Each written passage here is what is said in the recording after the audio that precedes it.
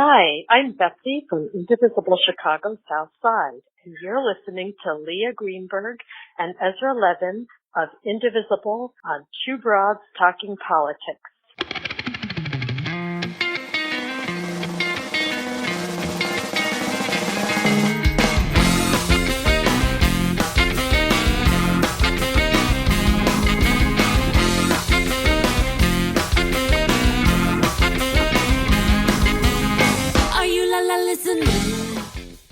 Hey everyone, this is Kelly with Two Broads Talking Politics, and I'm super excited to be joined today by Ezra Levin and Leah Greenberg, who are the Co-Executive Directors of the Indivisible Project. Hi Ezra, hi Leah. Hey, thanks for having us. Yeah, so this is exciting for me. I think my real first foray into politics and activism was through Indivisible, so super exciting for me. That's awesome. That's wonderful. Yeah, so I know that you have a book coming out in November, and so I want to talk about that. But maybe for people who aren't as familiar with sort of how Indivisible started, we could just sort of start there, a little bit about the background of how Indivisible got started and how you got to the place you are now. Yeah, sure thing. I think probably it's funny to say that Indivisible was a total accident. It was not the intention. Leah and I were both former congressional staffers. We worked on Capitol Hill during the rise of the Tea Party and since went on to other things. I was working on anti-poverty advocacy and Leah was working on anti-human trafficking issues. And, Trump got elected and we immediately started going through the stages of grief, just like all of our friends and progressive colleagues. And we were trying to figure out what to do in this brave new world. And, as dark as everything was in November of 2016, there was this real silver lining. There was this new thing that was happening, which was people all over the country were trying to figure out what could they do? How could they get involved? How could they be part of resisting this incoming administration? And I think Leah and I, as former congressional staffers, we didn't really have any applicable skills, but we knew how Congress worked. We could demystify Congress. We could say, hey, we disagreed with the Tea Party's racism and its violence, but fundamentally they were smart about strategy and tactics. They understood that local defensive advocacy, focusing on your own elected officials, is really impactful. It really works because we have this representative system of government. That's how our democracy is structured. And your representatives have to ask for your vote all the time, which means that they can actually be influenced by what you do locally. And so we wrote the Indivisible Guide. We drafted it initially over the course of a weekend, and then we sent it around to some friends to take a look and made some edits over the next few weeks. And it basically said precisely that. It recommended that people form little local groups, pull friends and family together, and focus on their own elected officials and never give an inch. And so I think we were, tweeting it out while eating tortilla soup at our kitchen table one evening after work, hoping that maybe sometime in the future, months later, somebody would tell us, hey, we showed up at a town hall and, this guide was really useful. We asked our elected officials some questions. Thanks for explaining this to us. That was really our only aspiration in, mid-December 2016 when we sent it out into the world. And then we had this situation, which was we put it online and, almost instantly, like within a couple of hours, we were getting emails flooding in from all over the country. And, the first set of emails all said the same thing, which was that there were typos all over the document. It was just totally full of typos. But then the second set of emails said, I have gotten a group of people together in Washington or in Alabama or in Montana, and we're not sure what to do, but we know we've got to resist Trump. And now we're going to be using your guide, and we are an Indivisible group. And what do we do next? And so at that point, we realized that we had really tapped into something. We had seen this wave of people, and we had suddenly tapped into it ourselves, and we were part of it. And really, everything's gone from there. So you both were congressional staffers. What sort of relationship did congressional offices before all of this have with the public? Were they hearing a lot from people about, how people wanted them to vote? Were they only hearing from the Tea Party side? What did that look like sort of pre-November 2016? Yeah, I even remember pre-Tea Party, like in 2008, where, my boss on Capitol Hill, Congressman Doggett, he would, hold town halls or public events. And, you'd get like a handful of people might show up. It might be the same people who always show up. People would stop by like the booth at a public event and share some concerns, and that's basically all it would be. I mean, I think in general, civic engagement of this type has not been a particularly sexy activity that droves of people are falling over each other trying to do. It's been something that, a couple of hardcore politicos in the district might take it upon themselves to do, but it hasn't been as wide scale. I think on the conservative side, the Tea Party was, at least initially, this real grassroots surge of energy that was very anti-Obama and very anti, the efforts to confront the Great Recession. And that we saw that in our own districts. Leah was was working for a congressman who was representing kind of a rural and red district. I was working for a congressman representing a bluer district. But in both of our districts, there were major Tea Party groups that would show up at every event and kind of disrupt. And, the reason why I think the Tea Party's strategies and tactics were smart was because it was rooted in this basic idea of, look, in a representative democracy, you've got a couple of representatives in Congress who actually have to listen to you. They've got to ask for your vote regularly, and so that gives you power. But there was this different aspect to it, which was really, I guess it wouldn't be strategy so much as tactics. Like, so how do you implement that strategy? How do you put pressure on your elected officials? Well, you got to understand what makes your elected officials tick. And we put this in the original Indivisible guide, and it's not complicated. They think every single morning when they wake up about re-election. That is what they're trying to figure out. How am I going to convince these voters in my district that I'm one of the good people in Congress? How am I going to convince them to pull the lever for me next November? Or how am I going to convince them to elect me to even higher office? That's what even good members of Congress, that's what they're thinking. And so when we put out the guide, we tried to make that really clear that your power as a constituent is fundamentally, it's the power to convince other constituents in the area that actually this member of Congress isn't representing us and they need to take different positions. And through very public visual pressure, you can affect the local media environment, and that affects how an individual elected official will actually behave. So this is why the idea of group-based pressure, which is what Indivisible is based on, is so important, because groups are official. Local, Indivisible Charlottesville is more impactful than 100 individuals in Charlottesville might be, because Indivisible Charlottesville is a brand, is an entity, is official, can issue press releases, can hold events, can get that local coverage, and through that local media coverage can actually push elected officials in the directions that it wants them to go. And that's true of the 5,000 plus Indivisible groups all over the country. That legitimacy that they've built is really powerful. And so what's then sort of at this point the relationship between the national organization and all of these? And there's something like 5,000 or 6,000 local groups at this point?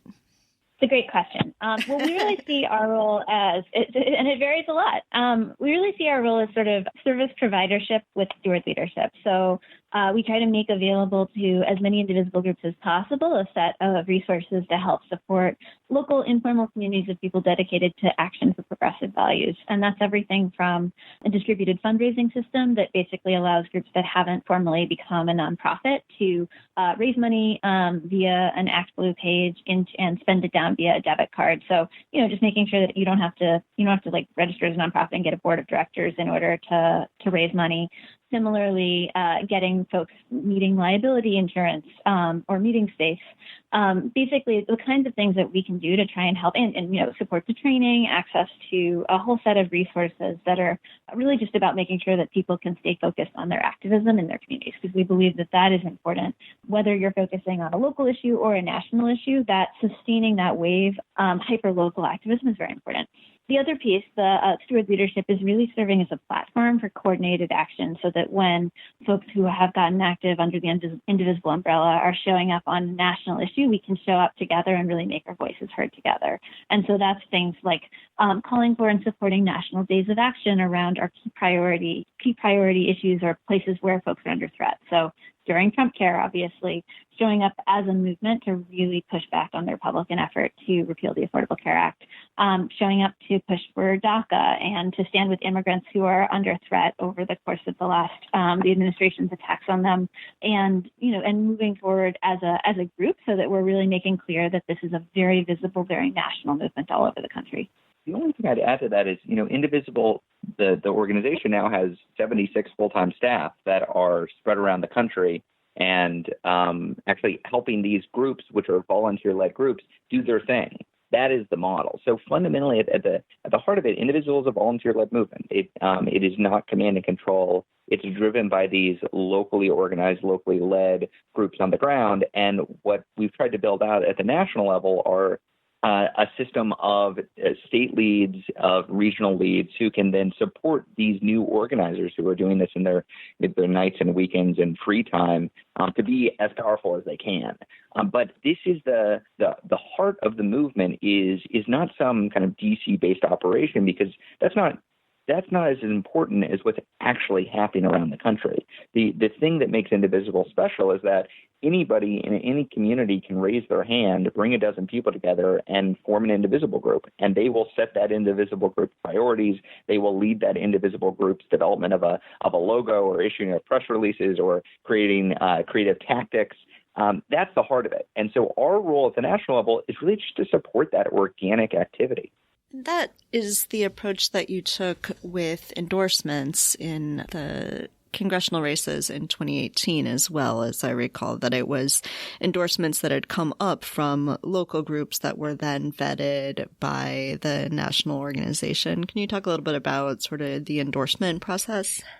Yeah, so the endorsements, exactly what you just said, it had to begin with and end with the groups and members on the ground. So Indivisible does not parachute into states or districts and call out a specific candidate who is, you've got to get behind that Indivisible candidate, otherwise you're not Indivisible. The way that the endorsements always begin is a local group has to vote themselves to endorse a candidate, and then they can nominate, after they've gone through that process, a candidate for a national endorsement. And if they do that, we will verify that their process was fair and open, and that there aren't a lot of other Indivisible groups in the district or state that disagree with them. Then we'll put out a questionnaire to the candidate to understand, are there any red flags about this particular candidate? And assuming that there aren't, we don't then go to a national endorsement. The final step is there's got to be a vote. And in 2018, the way we did it was, if you were trying to endorse a governor or a senator, we would do a vote of all the Indivisible members in your state.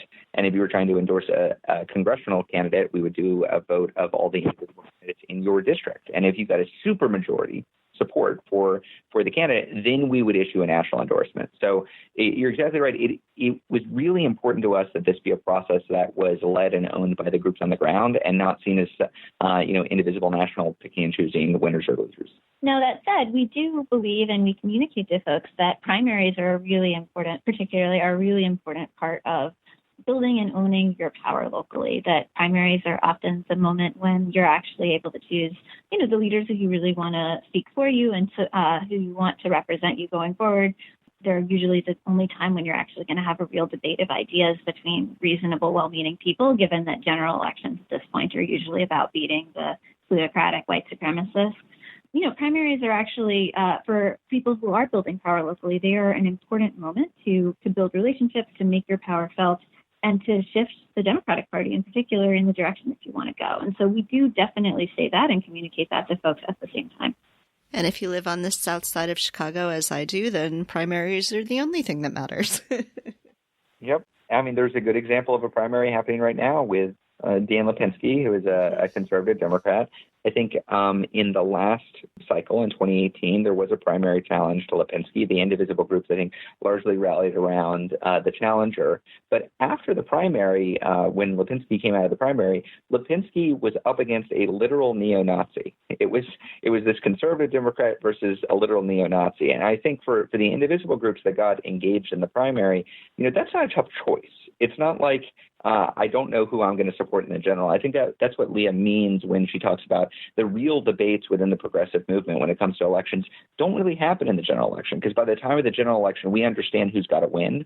But in the primary, we actually are debating the future of the Democratic Party and the future of the progressive movement. And that's a chance for Indivisible groups, local grassroots groups, to really make their voice heard and steer the direction of that party. For primary endorsements, when Indivisible made them, in 2018, we actually would refuse to issue an endorsement unless the candidate agreed to support whoever won that primary. So there's no taking your ball and going home as far as Indivisible is concerned. We think that people ought to get engaged in primaries, have constructive primaries, fight it out, and then you got to rally around the winner, because it's not just enough to fight for your values in the primary if you ultimately lose the general and don't actually regain power. And that's an important lesson for the presidential election that we all have going on as well. Absolutely. Exactly. And that's why we've got the Indivisible Pledge, which really encourages candidates to all get behind the ultimate winner. Do you think that Indivisible will be endorsing in the presidential primary, or is that more of a, sort of evaluate all of the candidates, but everyone should make their own decision? Well, so we have been in dialogue with Indivisible groups around the country about, what they want to see from Indivisible as part of the primary process, as part of engaging in a constructive, healthy primary, who their candidates are, how they are planning to engage with the primary.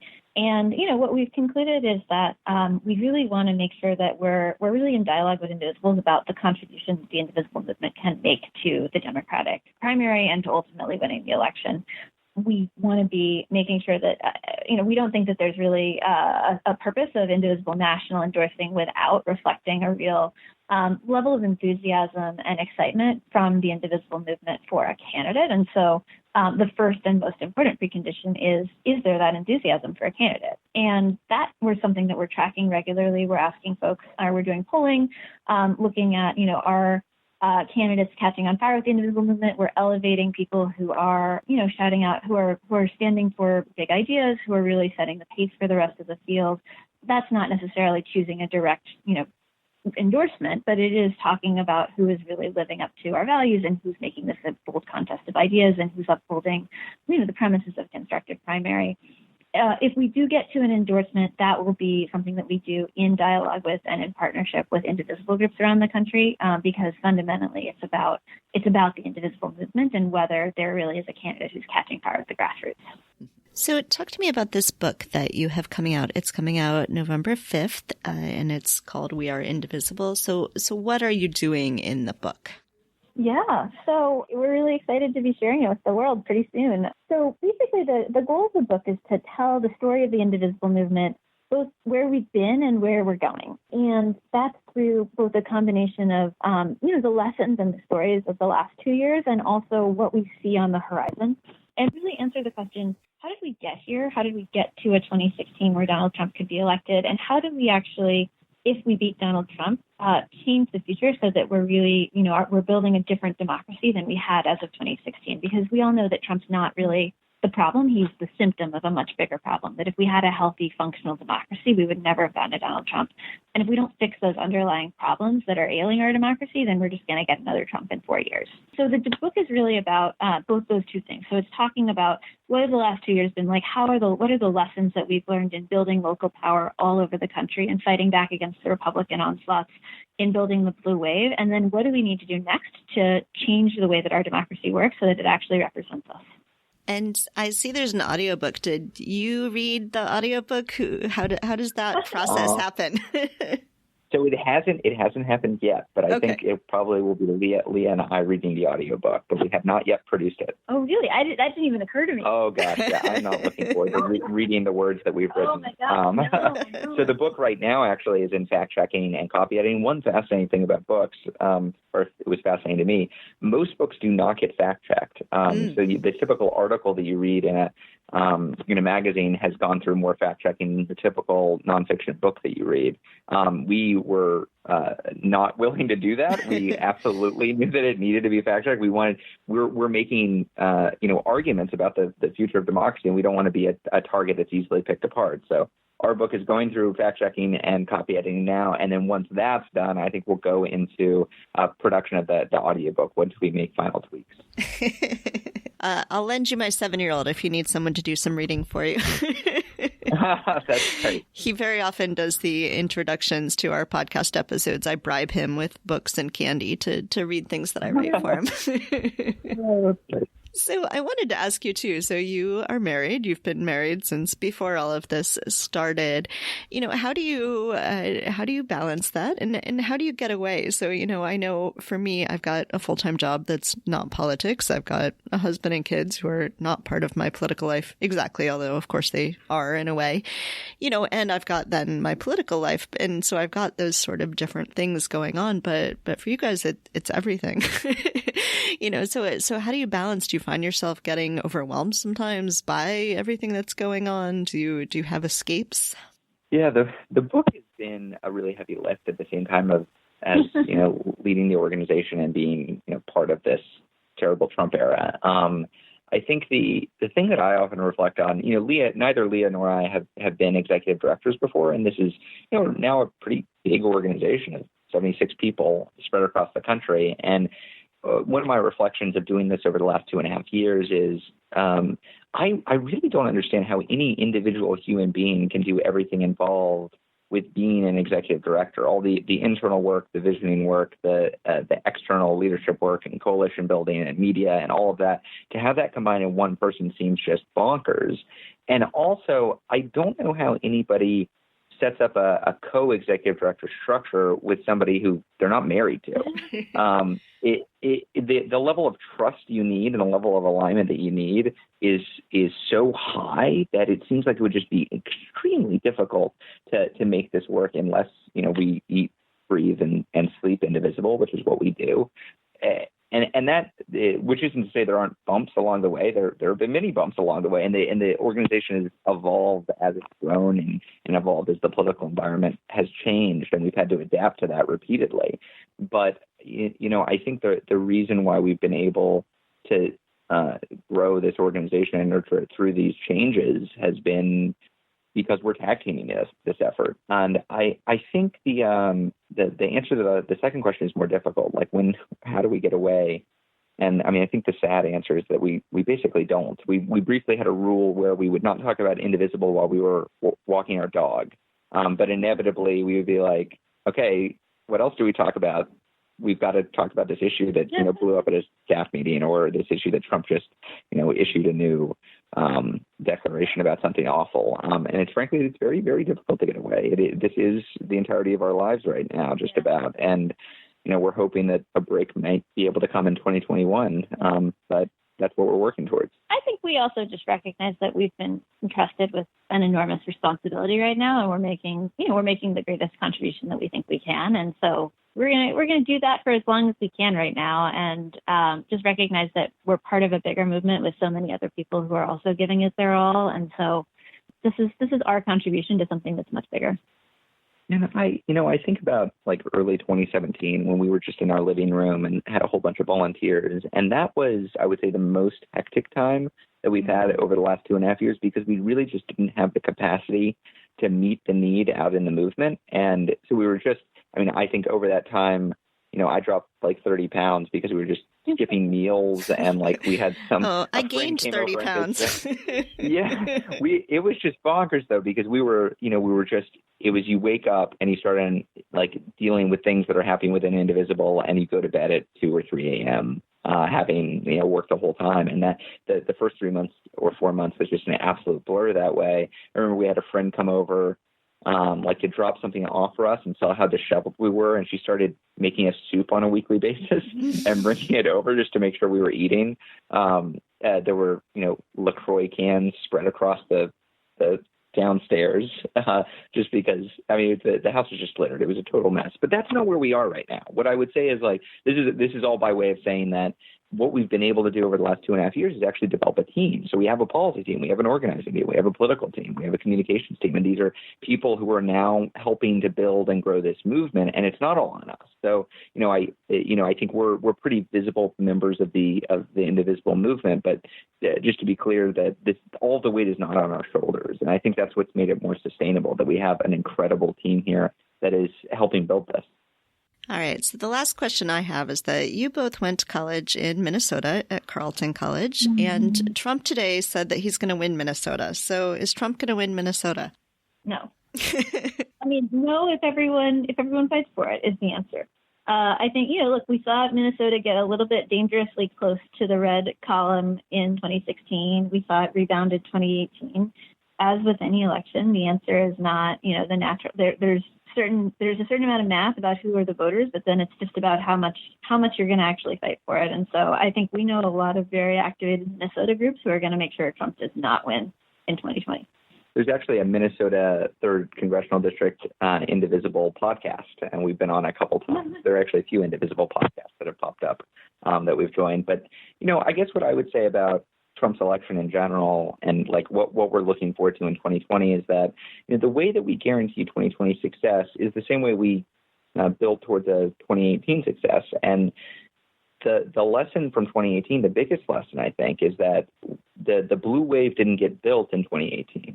The electoral activities stretched all the way back to December 2016 when people started building up these groups. So, our primary focus from now until that election is how can we make these local indivisible groups as strong as possible? And some of that might be electoral work. Some of that might be registering voters or knocking on doors or endorsing candidates. And that's great. We need to do that. But we can't lose sight of the fact that when you have indivisible groups participating in advocacy activities in an off year like this year, when you have them showing up in support of families being separated at the border or showing up in opposition to a bad budget bill, or doing other kind of advocacy activities where new people are getting engaged, that is preparing the blue wave for 2020.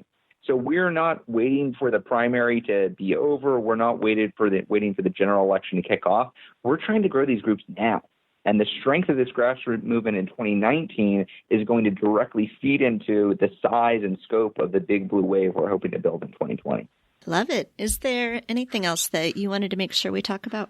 I mean, the only thing I would say, and we said it already, but I would underline it, is that, we're living in very dark times right now, but the opportunity really exists to do big things. We are headed towards a 2021 where we're hoping and we're working towards this, that we'll have the House, the Senate, and the presidency. And there will be an opportunity to actually change the way democracy works in America. And whether or not we actually do that is going to be fully dependent on whether the people demand it or not. So the chance we've got right now is to build up that force. And Indivisible is not made up of a DC-based nonprofit that sends out press releases or does policy analysis. The magic of this movement is the magic of Google image searching Indivisible logo, and you'll see Indivisible National's logo, but you'll see literally hundreds of other local Indivisible logos. So for your listeners, if they're hearing this and they want to be part of this, if they want to own their piece of this movement, it's easy to do. You pull together a dozen people, register yourself in an Indivisible group, and get to work. That's what's been fueling this for the past 2.5 years. And frankly, we think it's the only thing that's going to change an outcome in 2020 and beyond. We need citizens engaged in driving their country in the right direction. We live in a representative democracy, so that's the power we've got. We can do this, but we've got to choose to do it. All right. And we will put up links on our website, both to the book, which you can pre-order now, to the National Indivisible website. But then also, we're more than happy to help people figure out where their local group is. If you're in Chicago, hit me up. I'd love to connect you with Indivisible Chicago. Great. All right. Thank you. All right. Well, Ezra, Leah, thank you so much for joining me on the podcast. I'm super excited. You guys are like my heroes. You're younger than I am, but you're my heroes anyway. So thank you so much for everything you've been working on, and thanks for joining me. Great. It's been great. Thanks. Thanks for listening to Two Broads Talking Politics. Our theme song is called Are You Listening? Off of the album Elephant Shaped Trees by the band Immunuri, and we're using it with permission of the band. Our logo and other original artwork is by Matthew Wethlin and was created for use by this podcast.